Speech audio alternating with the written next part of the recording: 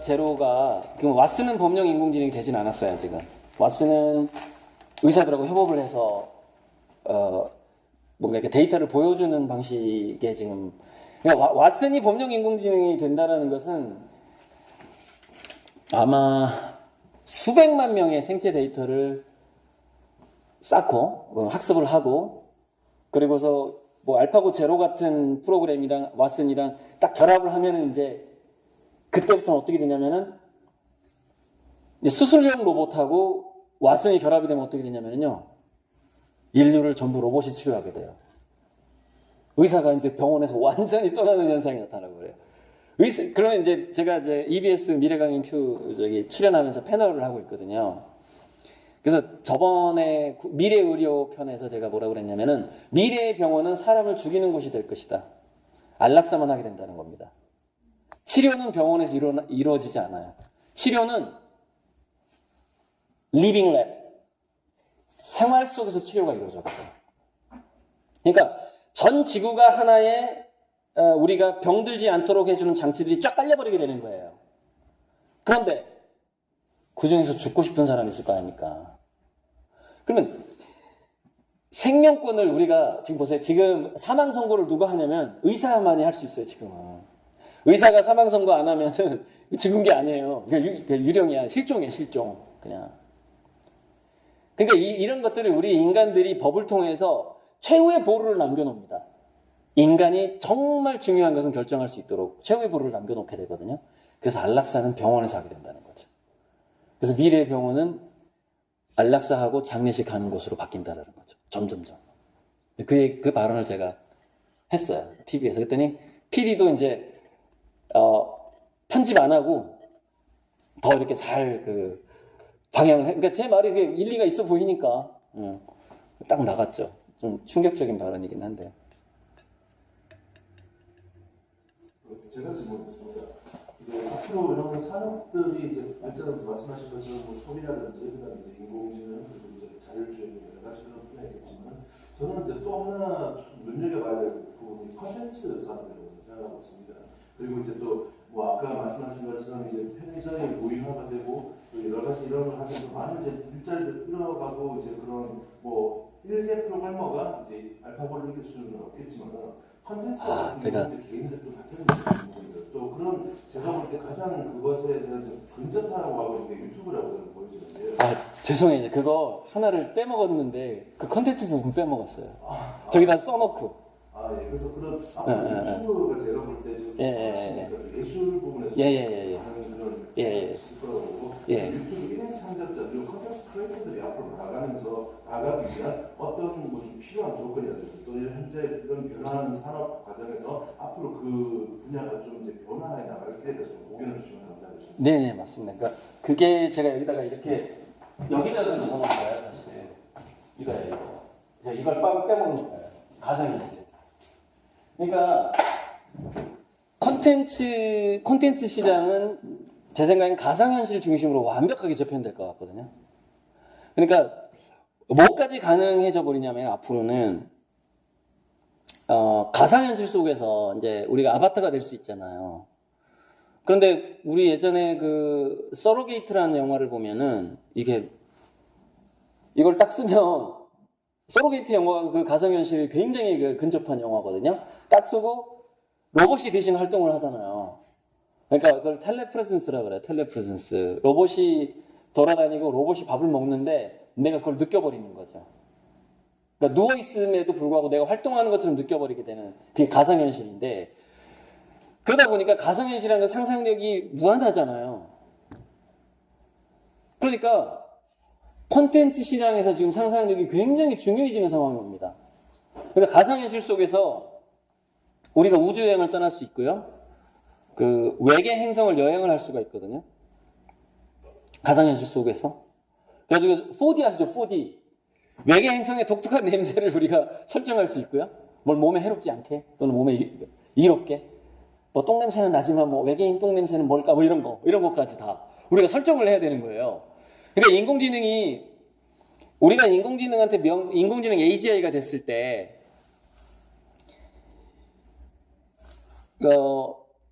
뭐냐면은, 그러니까 기하급수적인 상상력으로 인공지능한테 어떤 명령을 내리는 것인가가 너무 중요해진 겁니다. 그러니까 여러분, 우리는 앞으로 그 외계 행성의 여행 코스를 사실 인간이 먼저 상상한 다음에 인공지능한테 이렇게 얘기해야 되는 거예요. 야, 풍경을 있잖아. 저 호주에 있는 그 사막 있지. 그 사막이랑 저기 화성이랑 좀 일단은 배경을 연결한 다음에 거기 기후는 이렇게 하고 그 다음에 뭐 거기 동물은 그냥 캥거루에다가 이틀을 그냥 결합시켜 그냥 이런 식으로. 그럼 인공지능이 그걸 다 프로그램 해버리는 겁니다. 가상현실 속에서. 근데 문제는 최초의 명령은 누가 내리죠? 그 외계 행성을 우리가 이런 환경으로 만들자라는 그 생각은 누가 하냐는 것이죠.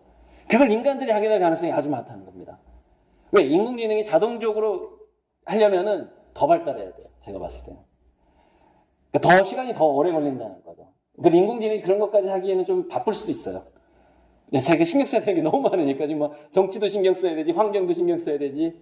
그래서 인간은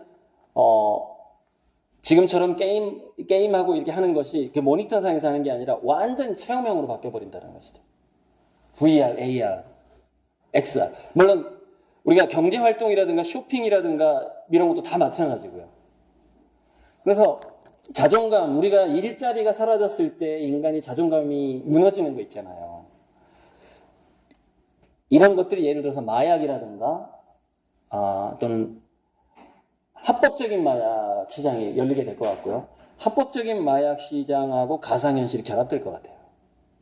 거기서 우리는 굉장히 많은 스토리를 써내야 되고요. 굉장히 많은 상상을 해야 되고요. 특히 디자인 같은 거. 예. 그러니까 지금 여러분들이 쓰는 예를 들어서 SF 시나리오를 만약에 여러분들이 지금 쓴다고 칩시다. 방송 작가처럼. 무조건 올리세요. SNS에. 왜냐면은 가장 먼저 올린 사람한테 인공지능은 보상을 주게 될 겁니다. 예전에는 우리가 이게 아이디어를 가져가 버리는 시대였잖아요. 앞으로는 그게 불가능해지는 시대가 와요. 그러니까 자기 상상력을 그냥 막 이렇게 들이다 올리는 거예요. 유튜브에 일단 올려놓는 거예요, 막. 나는 미래 그 가상현실에다가 이런 세상을 나는 건설하고 싶어. 그리고 유튜브에 올리고 막 올려요. 인공지능이 다 검색이 가능합니다. 그리고, 한국에서 외계 행성의 어떤 여행 시나리오를 누군가가 올렸는데, 미국의 개발자가 나중에 인공지능을 활용해서 그걸 만들었는데, 인공지능이 알게 되는 거예요. 한 5년 전에 한국에서 누가 그 시나리오를 올려놓은 거야. 근데 그 미국에 있는 개발자는 그걸 몰랐겠죠? 했겠죠? 그럼 인공지능이 이렇게 얘기해주게 되는 겁니다. 사실은 이 스토리는 한국에서 5년 전에 SNS에 올라온 적이 있습니다.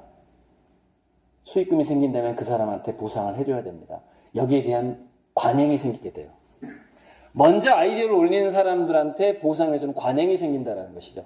그러니까 우리 한국 교육이 제가 계속해서 동아리와 스토리텔링, 문예체 교육을 강조하는 게 우리가 지금요, AGI, 만물인터넷, 블록체인 뭐 이런 데서 한국이 그 플랫폼의 강자가 될 수 있는 확률은 0%예요. 전혀 없어요.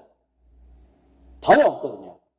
그럼 한국이 나중에 돈 될 건 어디서 오게 되느냐? 제가 봤을 때 가상현실에서 오게 된단 말이에요.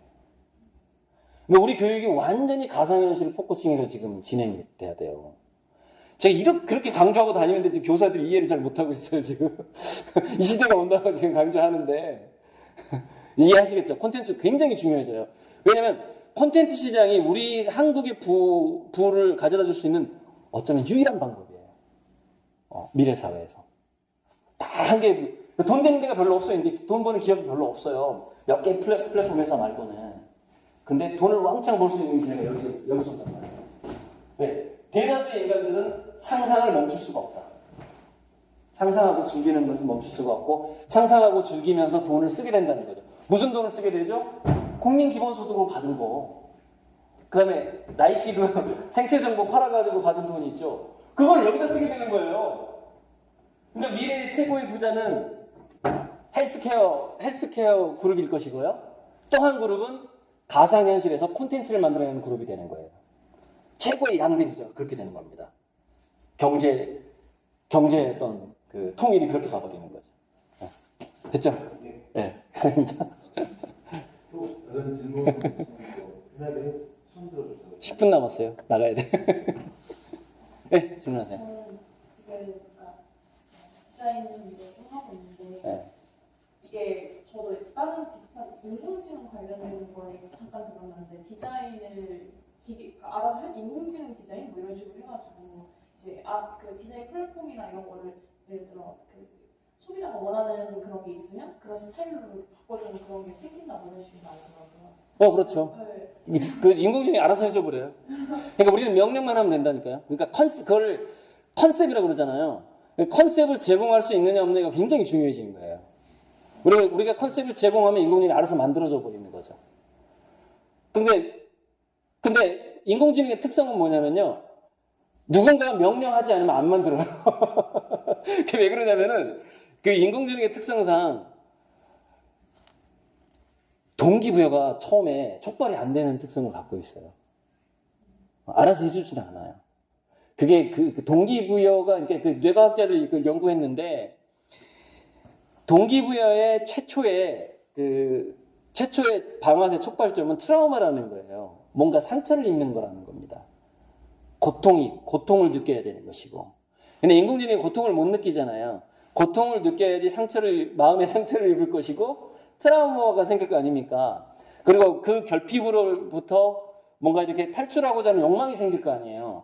그게 최초의 동기부여인데, 그게 세포를 가진 존재는 그게 가능하대요. 지렁이도 동기부여가 가능한 거예요. 세포가 있기 때문에. 근데 세포 속에서 이 생체적인 반응이 없는 것이 최초에 야 이거 하자 저거 하자 하진 않는다는 거죠. 그 욕망이 잘 생기지 않기 때문에. 예. 그러니까 우리가 인공지능한테 욕망을 프로그램해서 넣어줄 수 있거든요. 이거는 더 오래 걸려요. 제가 봤을 때는 노화를 극복하는 것보다 더 오래 걸릴 수도 있어요. 그래서 제가 바이센테니얼맨을 저기다 썼는데, 바이센테니얼맨이 인간이 되기 위해서 그 영화에서 계속 노력을 해요. 200년 걸립니다. 나 이제 인간이 됐구나. 200년 걸려요.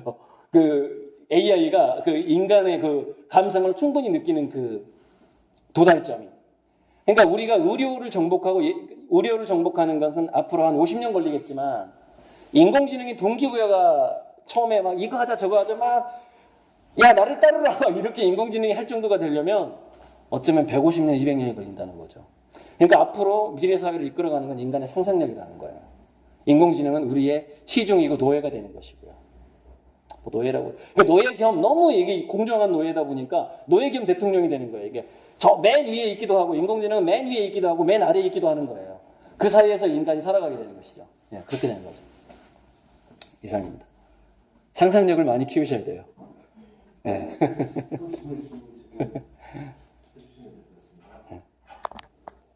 가시죠? 네. 예. 예, 안내하세요. 예. 일단 오늘 좋은 강의를 해주신 오리들 칼럼니스트님께 큰 박수 부탁드리겠습니다. 저희 굉장히 비즈니스 아카데미